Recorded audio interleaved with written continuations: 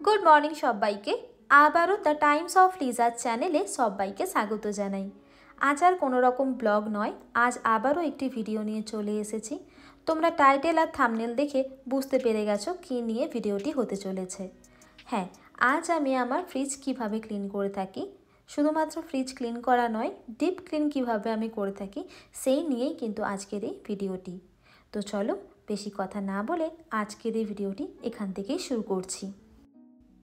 যখনই আমি deep clean করার কথা ভেবে থাকি তখন আমাকে মনে হয় যে একটা ফ্রিজ ক্লিন করার পিছনে কিন্তু মোটামুটি প্রায় 2 থেকে 3 ঘন্টা টাইম লেগে থাকে একটা ফ্রিজকে পরিষ্কার করার জন্য। তো সেই জন্য হাতে সময় নিয়েই আজকের এই ভিডিওটিকে আমি তৈরি করে নিচ্ছি। তো আমার এই ফ্রিজটি কিন্তু 242 লিটারের থেকেও বেশি হবে বলে মনে হয়। তো সঠিকভাবে আমার যেহেতু জানা নেই তাই আমি সঠিকটা বলতে পারছি না, কিন্তু এই এত বড় ফ্রিজটাকে ক্লিন করা মনে হয় আমার জন্য অনেকটাই বড় ব্যাপার। তো দেখো প্রথমেই কি করছি, আমি সব জিনিসপত্রগুলো আস্তে আস্তে করে নামিয়ে নিচ্ছি। অনেক জিনিসপত্র থাকে যেহেতু ঘরোয়া একটা ব্যাপার আছে, তো ঘরে বিভিন্ন রকম জিনিসপত্রগুলো কিন্তু ফ্রিজের মধ্যে রেখে থাকি। আর তোমরা জিনিসগুলো যখন গোছাবো তখন তোমাদেরকে আমি একবার দেখিয়ে দেবো কী কী আমি জিনিস রেখে থাকি। তো দেখো এটা হচ্ছে যে ওপরের তাকটা, আর দেখো কি পরিমাণে নোংরা হয়েছে।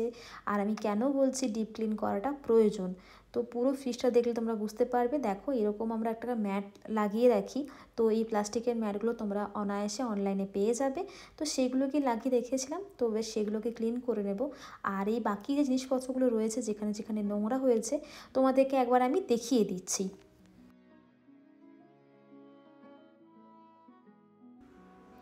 এইবার দেখো যে ম্যাটগুলো আমি দিয়ে রেখেছিলাম সেই ম্যাটগুলোকে কিন্তু এরপর পরিষ্কার করার জন্য আমি বের করে নিচ্ছি। তো এগুলোকে ধোয়া যাবে, আর তোমরা যখনই এটাকে কিনবে এই ম্যাটগুলো তখন কিন্তু চেক করে নেবে যে এগুলো প্লাস্টিকের কিনা।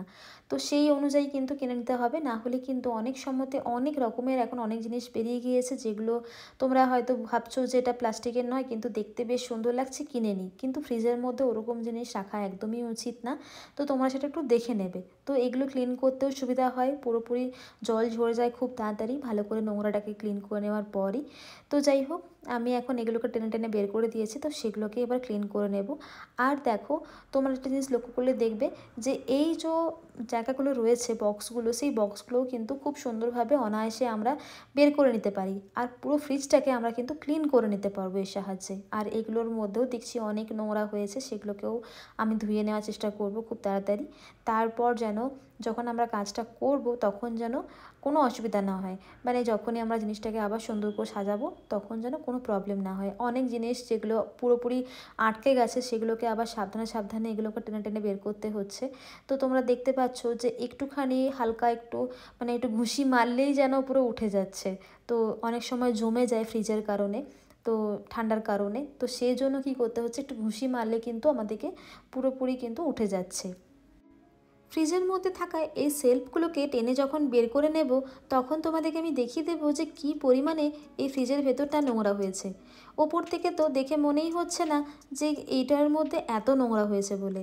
তোমাদেরকে দেখানোর পর তোমরা নিজেরাই বলবে যে বাবা ভেতরে ভেতরে এত নোংরা হয়ে থাকে, আর আমরা জানতামই না।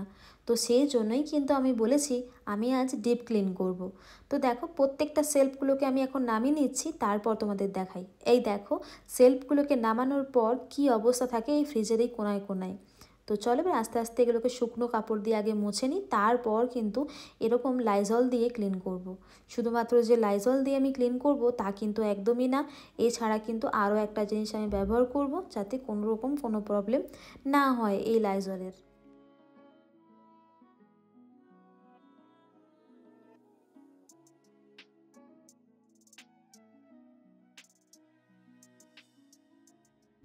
প্রথমে তো একবার শুকনো কাপড় দিয়ে ভালো করে যে জায়গাগুলোতে নোংরা নোংরা হয়েছিল সেই জায়গাগুলোকে আগে শুকনো কাপড়েতে ক্লিন করে নিয়েছি। এবার যখন লাইজল দিলাম তখন দেখো পুরো দাগটা কিন্তু একদম অনেকটা বেরিয়ে গিয়েছে। তো এবার কি করছি, একটা শুকনো কাপড় দিয়ে আবারও কিন্তু ক্লিন করে নিচ্ছি।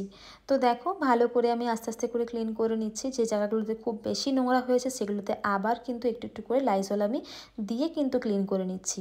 তো এইভাবে আমাদেরকে সেকেন্ড স্টেপে একবার মুছে নিতে হবে। প্রথমে কি করলাম, শুকনো কাপড় দিয়ে পুরো ক্লিন করলাম, তারপর লাইজল দিয়ে আমি ক্লিন করলাম, তারপর কিন্তু আমাদেরকে আরও একটা জিনিস দিয়ে ক্লিন করতে হবে। আমি তোমাদেরকে স্টেপ বাই স্টেপ দেখিয়ে দেব আর বলেও দেব।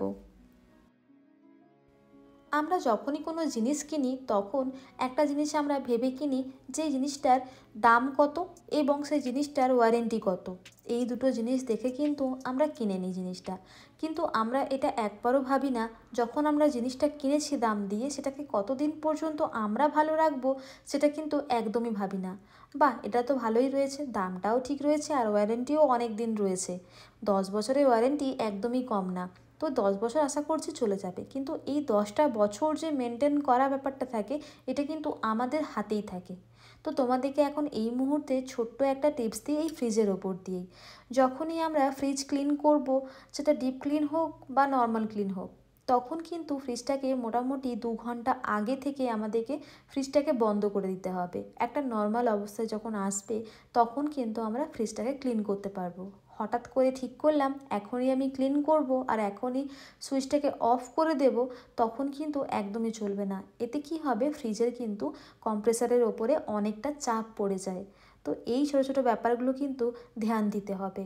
তোমাদেরকে পরে আরও একটা তোমাদেরকে টিপস আমি দেব, তো এই ভিডিও শেষেই তোমাদেরকে আমি দিয়ে দেবো। তো এই কারণে কিন্তু ফ্রিজের অনেক প্রবলেম দেখা যায়, সেই প্রবলেমগুলোকে কিন্তু আমাদের নিজেদের হাতেই আমাদেরকে ব্যবস্থা করে নিতে হবে। তো দেখো, কথা বলতে বলতে কিন্তু আমি ক্লিন করে নিয়েছি। এবার দেখো, এই যে বোলের মধ্যে থেকে আমি জলটা ডুবিয়ে ডুবিয়ে ফ্রিজের মধ্যে ব্যবহার করছি ক্লিন করার জন্য, এর মধ্যে রয়েছে কিন্তু উষ্ণ গরম জল, সাথে কিন্তু 2-4টে লেবু। তো এই লেবু জল দিয়ে পুরোপুরি কিন্তু আমি ফ্রিজটাকে আবারও ক্লিন করে নিচ্ছি। এর মধ্যে দুটো জিনিস হবে, প্রথমত যে লাইজলের স্মেলটা ছিল সেটা একদমই চলে যাবে, আর ফ্রিজের মধ্যে থাকা যে স্মেলটা থাকবে সেই স্মেলটাও কিন্তু চলে যাবে। আর এবার তোমরা বুঝতে পারলে যে আমি কেন তোমাদেরকে বললাম যে ফ্রিজটা নর্মাল অবস্থায় আসলেই ক্লিন করতে হবে।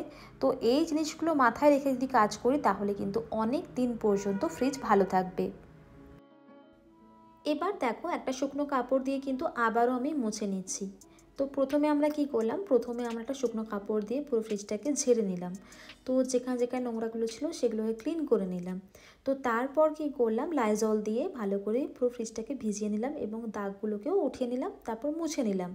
তারপর লেবু এবং গরম জল দিয়ে ভালো করে ফ্রিজটাকে স্মেলটাকে চলে যাওয়ার জন্য মুছে নিলাম। এরপর আবারও শুকনো কাপড় দিয়ে ভালো করে আমরা পুরো ফ্রিজটাকে মুছে নেব।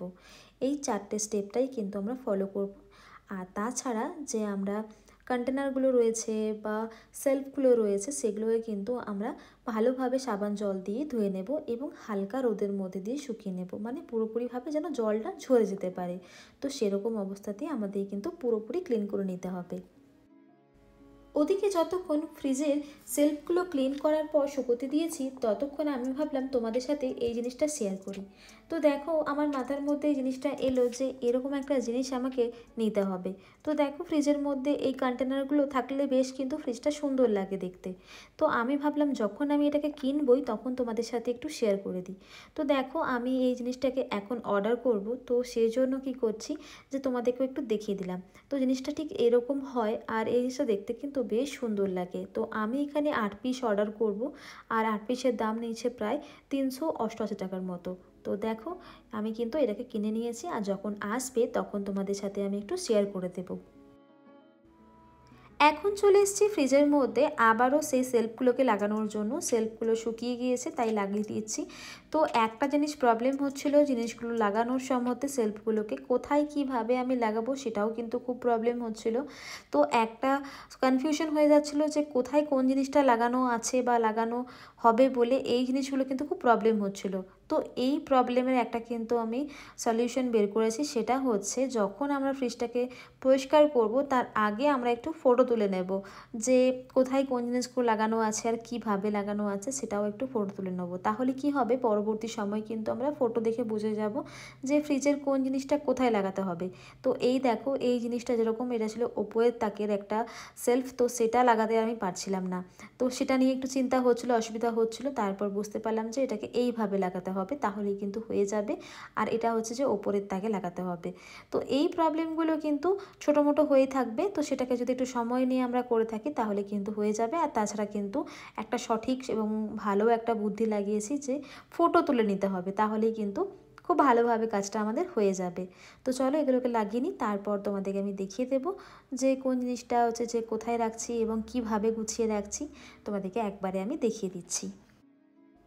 এখন দেখো ফ্রিজের মধ্যে যে কাঁচের শেলফগুলি রয়েছে তার মধ্যে কিন্তু আবারও ওই ব্লু কালার যে ম্যাটগুলি নিয়েছিলাম সেই ম্যাটগুলিকে আবারও বিছিয়ে দিচ্ছি।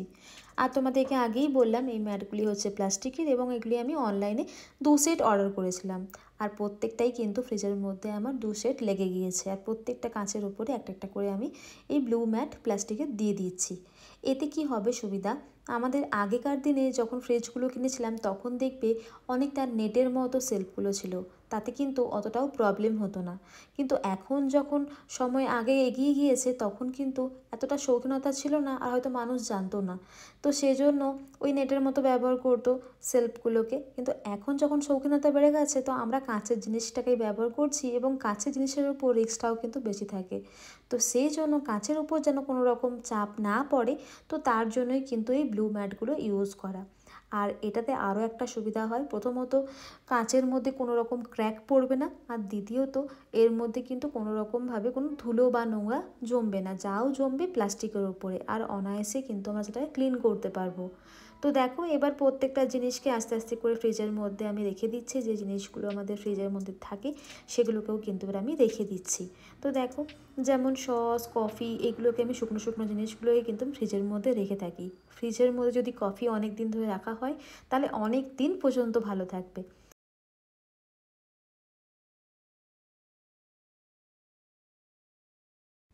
ফ্রিজ ক্লিন করে নেওয়ার পর যখন ফ্রিজ সাজানোর কথা আসে তখন কিন্তু ফ্রিজটাকে সুন্দর করে সাজাতে কিন্তু আমার ভীষণ ভালো লাগে। আর আমি যখনই সাজাই তখন কিন্তু একটু এদিক ওদিক করে সাজাই, তাহলে বেশ দেখতে কিন্তু সুন্দর লাগে। দেখো বিউটি অ্যান্ড কেয়ারের দিকে কিন্তু ওআরএসগুলো রেখে দিয়েছি। ফ্রিজের মধ্যে সবসময় ওআরএস রাখা উচিত হচ্ছে, কখন কার কীরকম শরীর খারাপ হয়ে যাবে সেটা তো আর বলতে পারা যায় না, তো সেই জন্য কিন্তু ওআরএসও এনেও রেখে দিয়েছি। এবার দেখো তোমাদেরকে একটা জিনিস দেখাই, সমস্ত রকমের ডালগুলো, যেসব ডালগুলো আমাদের রোজ খাওয়া হয় না, তো মাঝে মাঝেই খাওয়া হয়, সেসব ডালগুলোকে আমি কি করি ফ্রিজের মধ্যে এইভাবে রেখে দিই, ডিপ ফ্রিজের মধ্যেই। এতে কি হয় না, কোনো রকমভাবে কোনো পোকা লাগবে না। অনেক সময় কি হয়, যেসব ডালগুলো আমরা প্রতিদিন খাই না সেটাকে 1 মাসের মধ্যেই কিন্তু সেটার মধ্যে পোকা লেগে যায়। আর পোকা লেগে গেলে সেই খাবারের রুচিটা একদমই নষ্ট হয়ে যাবে, আর দেখে পরেই নষ্ট হয়ে যাবে। পরবর্তী সময় যতই ভালো নিয়ে আসো না কেন, কিন্তু ওই পোকার কথাটা মনে পড়েই কিন্তু খাবারটা আর খেতে ইচ্ছে করবে না। তো সেই জায়গার হাত থেকে বাঁচার জন্য ডিপ ফ্রিজের মধ্যে আমি এরকমভাবে কলাই বা ডাল সবগুলোকে রেখে দিই। যেরকম রাজমা, কালো চানা, তারপর চানা, তারপর আরও অনেক রকমের ডাল আছে সেগুলো মনেও করতে পারছি না, এবং বড়ি, বাদাম এসবগুলোও কিন্তু আমি আমার ডিপ ফ্রিজের মধ্যে স্টোর করে থাকি। তো দেখো আমি কিন্তু ম্যাগিটাকেও স্টোর করেছি। অনেক সময় ম্যাগির প্যাকেট খুলে দেওয়ার পর কিন্তু পিঁপড়ে লেগে যায়, সেটার হাত থেকে বাঁচার জন্য কিন্তু আমি এরকমভাবে ডিপ ফ্রিজেই ম্যাগিটাকে রেখে দিই। এতে কোনো প্রবলেম হবে না, কিচ্ছু হবে না, খুব সুন্দর থাকবে। আর এছাড়া কিন্তু ডিপ ফ্রিজের মধ্যে আমি রেখে দিচ্ছি যেরকম কর্ন রেখে দিচ্ছি, তাছাড়া কিন্তু এই যে ফ্রোজেন যে মটরটা আছে সেটাও রেখে দিচ্ছি, আর কিছু নাগেটস রেখে দিচ্ছি। নাগেটস আমার সবথেকে ফেভারিট।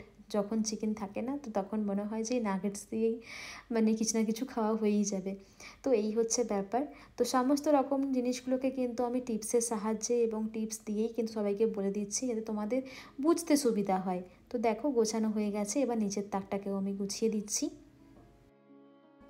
এবার তোমাদেরকে আমি আরও একটা ছোট্ট টিপস দিয়ে দিচ্ছি। তো সত্যি বলতে এই কথাগুলো হঠাৎ হঠাৎ করে মনে পড়ে যাচ্ছে, আর যখনই আমি তোমাদের সাথে কোনো কথা আমি শেয়ার করি যেটা মাথাতে আসে ইনস্ট্যান্ট, সেটাই কিন্তু আমি তোমাদের সাথে শেয়ার করার চেষ্টা করি। তো আমার একটা কথা এখন এই মুহূর্তে মনে পড়ে গেল, একটা টিপস তোমাদেরকে এখনই দিয়ে দিচ্ছি। অনেক সময়তে কি হয়, আমরা যখন আটা বেলি, বা আটা বেলি না, যখনই আমরা রুটি বেলি তখন আমাদের একটুখানি আটার প্রয়োজন হয়।